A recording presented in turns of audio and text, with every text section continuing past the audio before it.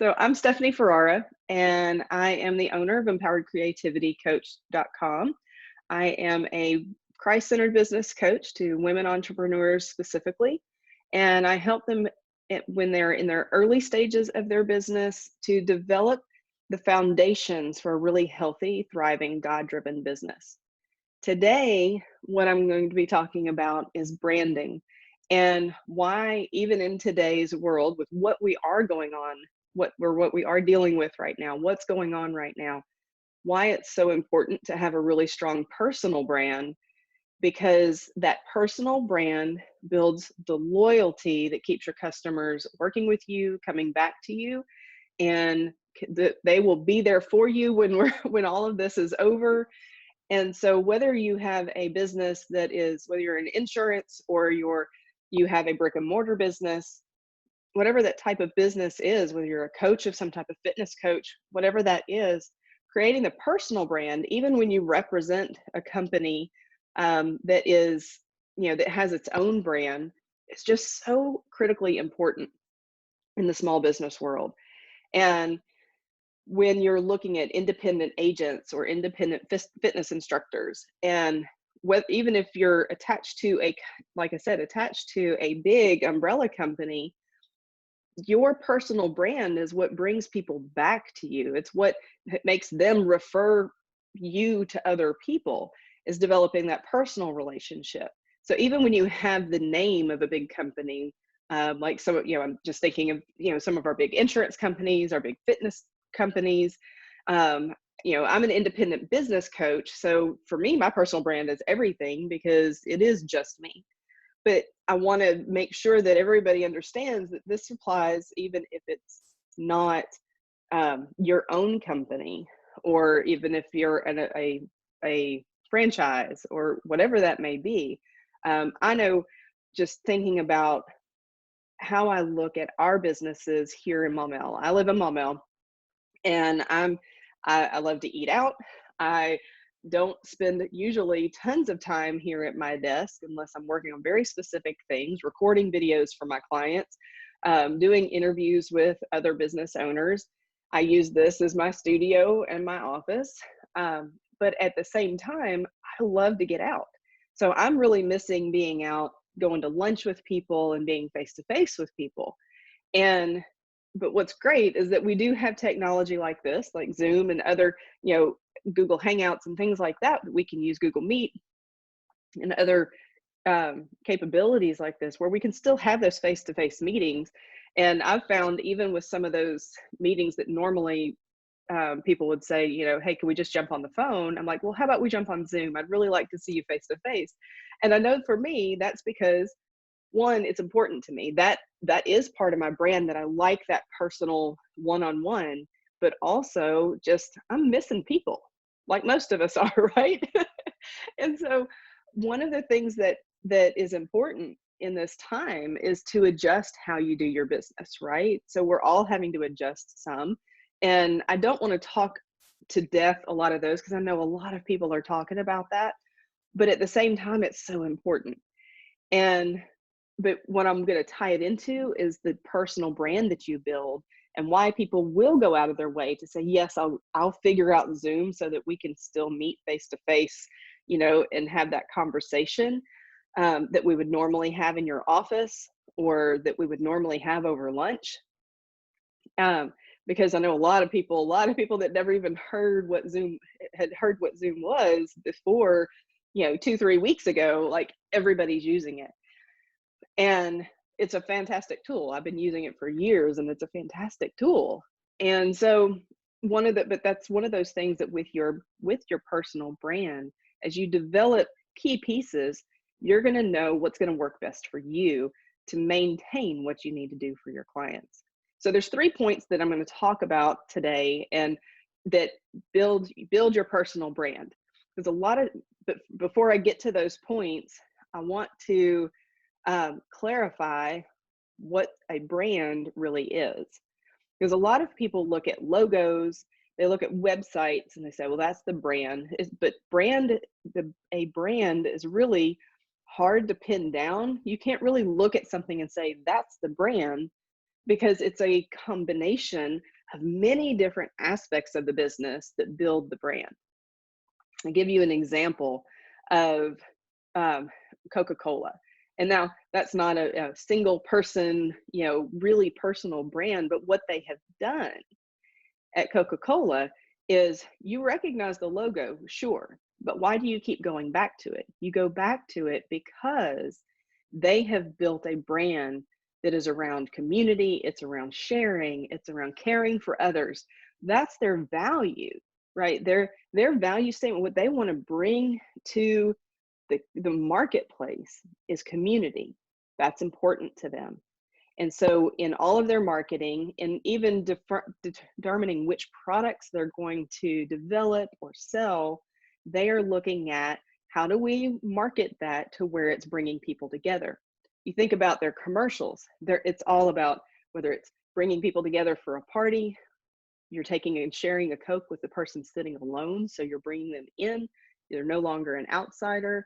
It's family dinners, it's parties on the beach, it's those types of things. And that has been built over time, and they've developed a really strong brand because of it, because they've really focused all of their attention on how do we make the world a better place by bringing people together. It started way back when, y'all remember in I think it was 1980s when it was, I want to teach the world to sing. Actually, I think that was the 70s. And then Share a Coke and a Smile was in the 80s. But it's always been about coming together. Well, you can do that within your own company and within your own brand.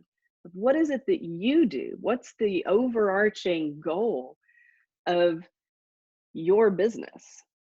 And there's three components that meld together to help you put that together before you ever get to any kind of logo. Even if you're brand new in business and you haven't even figured out what the name of your company is, like, you kind of need to figure out your brand first, because that's really going to help influence what you call your company, because then it's going to mean something that's related to your brand. But if you've already done that, you've already named your company, you've already brought that, you've been doing that for years, but now it's time to solidify some stuff. It's not that the good news is your name of your company and your logo don't make your brand. So you can rebrand, you can hone in on a brand even better, as your personal brand even better, without having to change the name of your company or even having to change your logo. Though when you decide that you're going to kind of rebrand and do some of those things, a slight logo change might be what helps you take that new vision and that new brand out to market, is revamping some of the visual branding for your business. But the pieces that I'm going to talk about today are knowing your niche, knowing what makes you unique, and the customer experience that you really, really want to create for your customers. And that is what's going to get them telling a friend that they need to do business with you. And that's what's going to keep them coming back. Those three things. The first one is niche. You have to know who your ideal customer is. And I tell you right now, where we are flooded at the moment with emails about this virus. We're flooded in our news feed with articles and memes and everything about this virus. But you don't have to talk about the virus to get noticed right now. And I'm going to even suggest that while you don't ignore it, you may have to address, what you're doing within your business to adapt and things like that. But I don't want you to think that I have to get noticed, because right now, because all of our media is flooded with it, you're not going to stand out. It's going to be something that just gets scrolled right on past because it's what everybody else is talking about. And unless you're able to bring that message to your niche, your very specific ideal customer, and pin it down to how does this affect them, and being able to communicate with them in a way that they feel like you're reading their mind, because you know so much about the fears that they have right now, the experiences they're having, what's going on in their head related to this, and then bringing a solution to them, or just letting them know you care. I think one of the best emails that I've gotten recently, and I've gotten it from a few people that I follow, um, my business coach being one of them. And that's just an email saying, "Hey, I know times are tough. Like, how can I help you? How can I serve you right now? What is it that I can do to help you?" I had another one who sent out, "I know things are really difficult and there's so much to worry about and all of this. How can I pray for you?" And that's key to know that those people care, because I know specifically with these people, I know that if I replied, I'd get a response too. And they would actually email me back and help me. They would actually email me back with a prayer for me, or at least say, "Yes, I'm praying for you." And to me, that's what's so important. That's what makes it personal. That's what's going to keep me from hitting unsubscribe on their emails, is because they've taken the moment to send a very personal email, even though I know, because of the business I'm in, I know that that email probably went out to all 300, 500, 5,000 people on their email list. It still felt personal. They were still addressing my need and what they could do to help me. And you can't do that if you don't know who the people are that you want to do business with. If you're casting this really wide, wide net of, I can do business with everybody, everybody is my customer, then you do become just more of the noise in somebody's email box. But if they have recognized that you do really get them, you understand who they are, then they're going to take the time to open your email at least more than 50% of the time, which is a really good open rate, because open rates are really small. And so I'm curious if you have really defined your niche. And when I say that, that ideal customer, when you define your ideal customer, and I teach about this in my coaching, and I've got a masterclass about it as well. And that's really honing in to define your niche as one person, and that one person represents hundreds or thousands of people. But when you're writing social media and you're creating your images for social media and you're writing your emails and you're trying to figure out, what do I need to communicate out to my audience and my customers, you think about that one person. And what does that one person need? For me, her name is Ruth. She's 35 years old. She's fairly new in business. Hence, I help people, women specifically, right? And I help them in the early stages of their business. Ruth is in the early stages of her business. She has a couple of children in middle school, and she's been trying to really figure this business out for a long time. While she may say she's been in business for a couple of years, this has been growing in her head for probably 5 years before that. And she's just kind of stuck and she's frustrated. She's been trying to, Google this and YouTube that and figure things out all on her own and do the help and the tutorials in the different software. And she's just kind of stuck. She's done everything. She feels she's doing everything right. She's kind of got a little email list started, but just things aren't going anywhere. And she needs help. Well, that's how I help her. I help her get over those humps. Help her get through any kind of mindset things, any of those beliefs that she has that may be holding her back. That's what I do to help Ruth. Now, she has a really long story, and I won't go into that now, but I have created a very good long backstory for her. I know a lot about her. And that's what you need to create for your business, is a very unique story for your ideal customer, and pin it down to one person. So when you're writing that email or that social media post and you're saying, "Hey, I've got this great thing, blah, blah, blah," like, you're able to put Ruth in there for me, right? So I'll say, "Hey, Ruth, I was just thinking about you, and this and this and this and this." And what that does is, when Ruth opens that, or whoever your ideal customer is opens that, man, they feel like you wrote it just for them, because you did.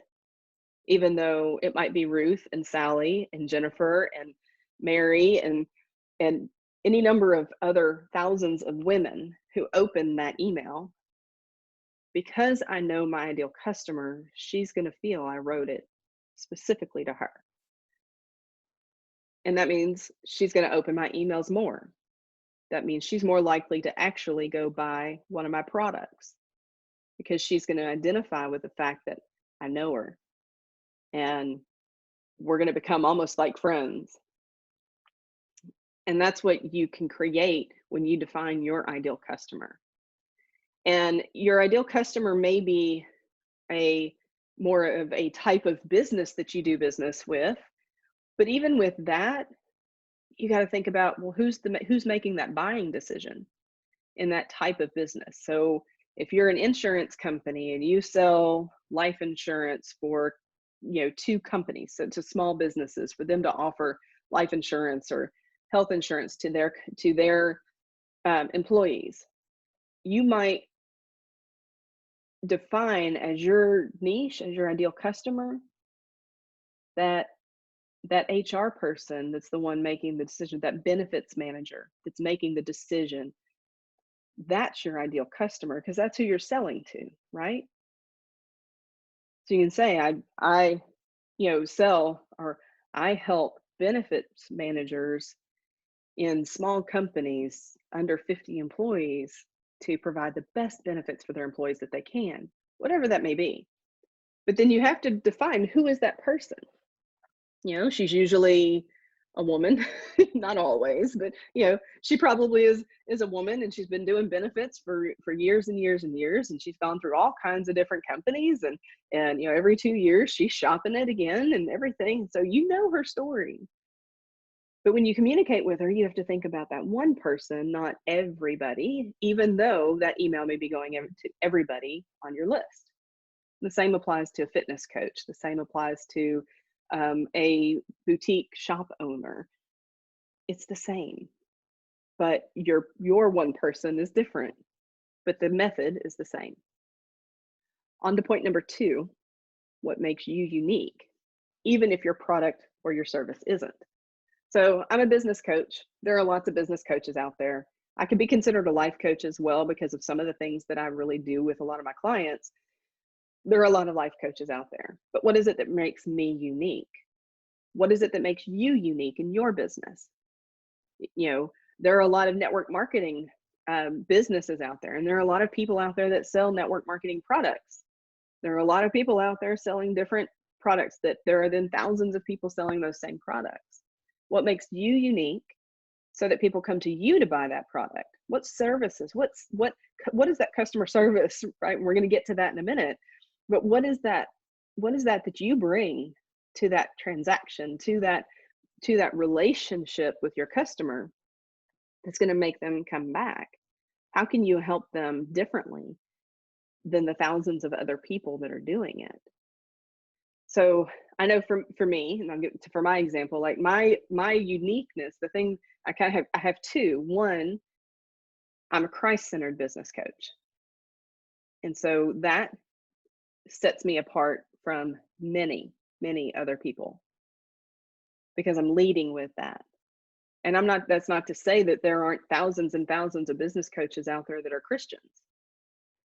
But for me, that is important to my brand, that from the front end, everything I do is going to be Christ-centered. Everything that I do when I help you, if we get stuck, we're pulling Jesus into the conversation. It's important for me to let you know that from the beginning. So that's how I introduce myself. One of the other things that makes me unique is that I have project management in my bones. I've managed projects since I was in grade school, basically. I just didn't know that's what I was doing.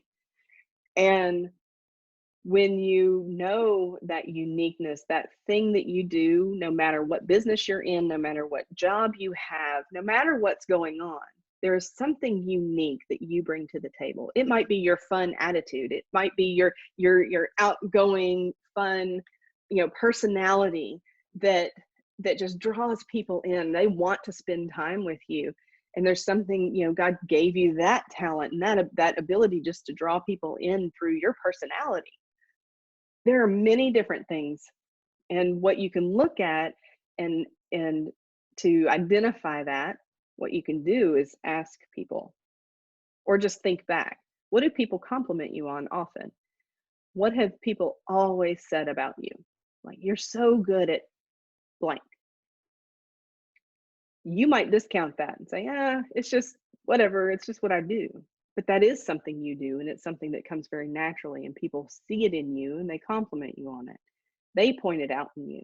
And it's important to pay attention to that. And then you bring that into your business.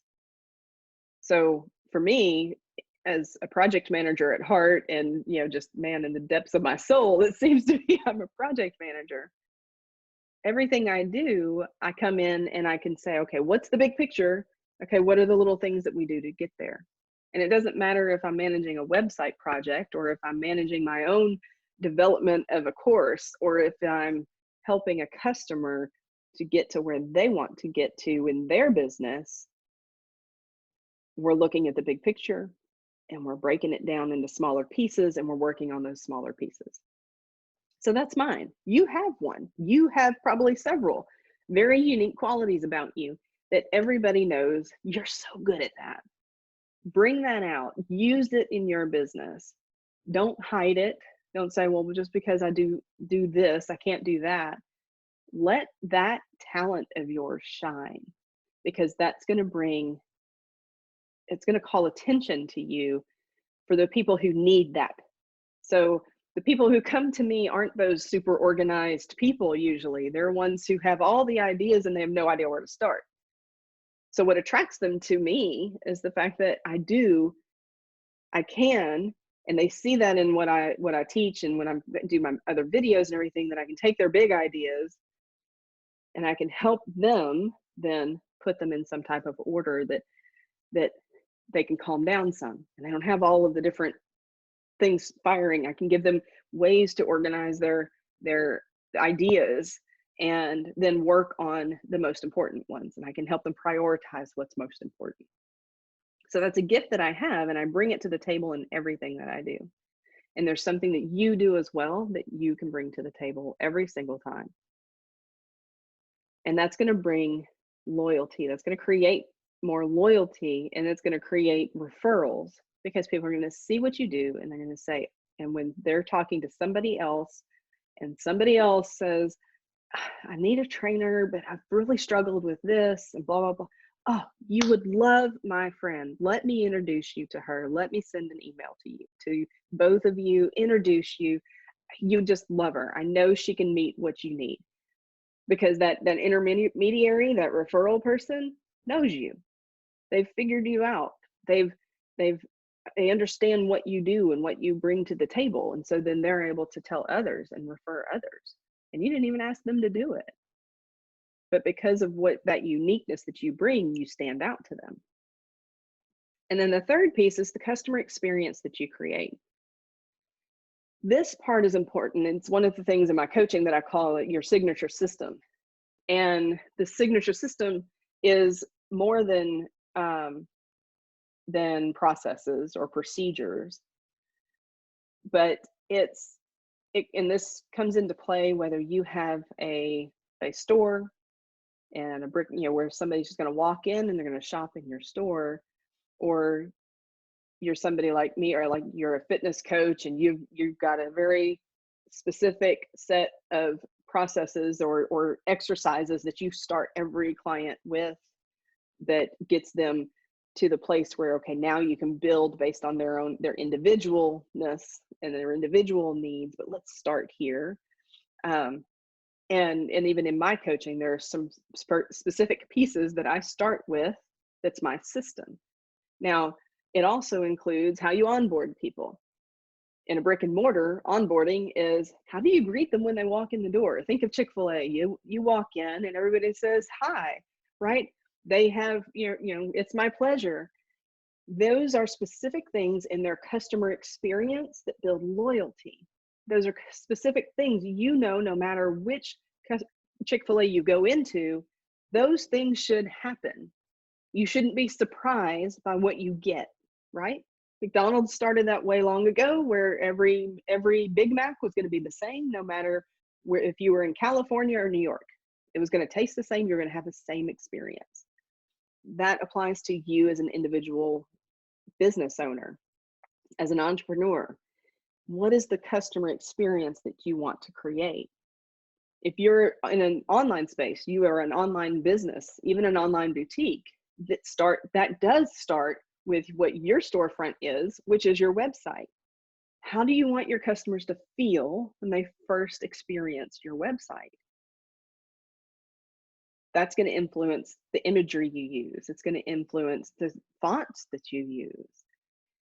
And that customer experience over time, when they get the same customer experience over time, and you build that consistency, that builds trust.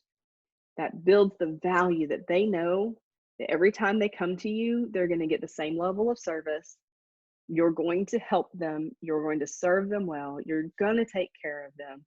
You're going to help them and to fill the gap of what they're missing. And it ties back to knowing who that ideal customer is so that you can do that end to end and create that customer experience for precisely that one person, your ideal customer avatar, who represents thousands of people that you really want to do business with. I have a few other things.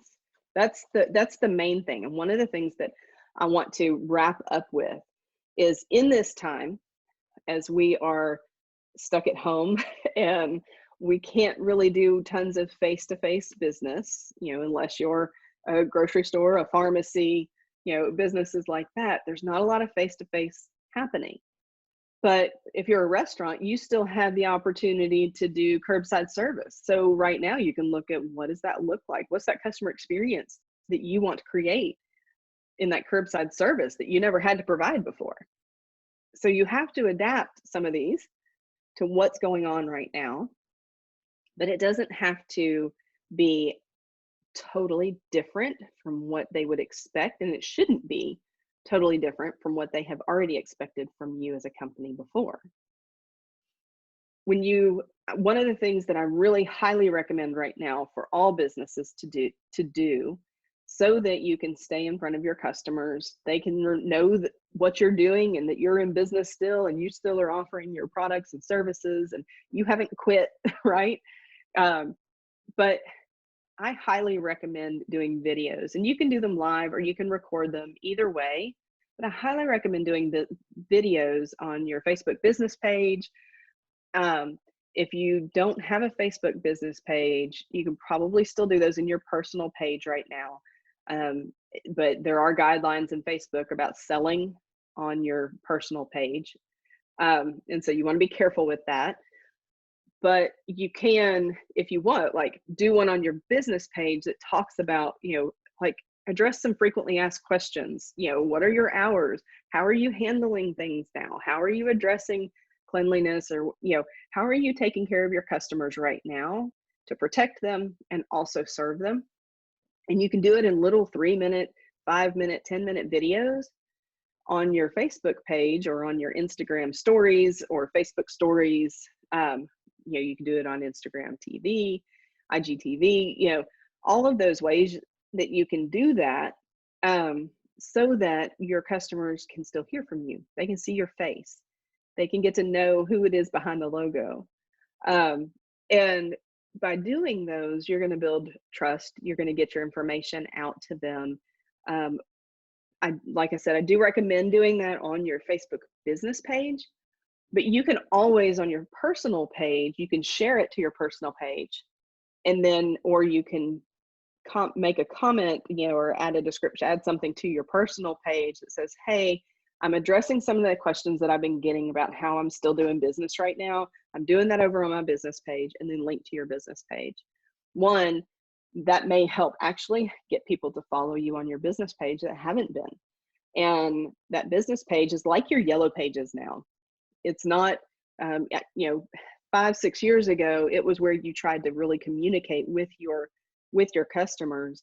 Today, it's more of your yellow pages. If people want to see if you're in business, what are your hours? What do you do?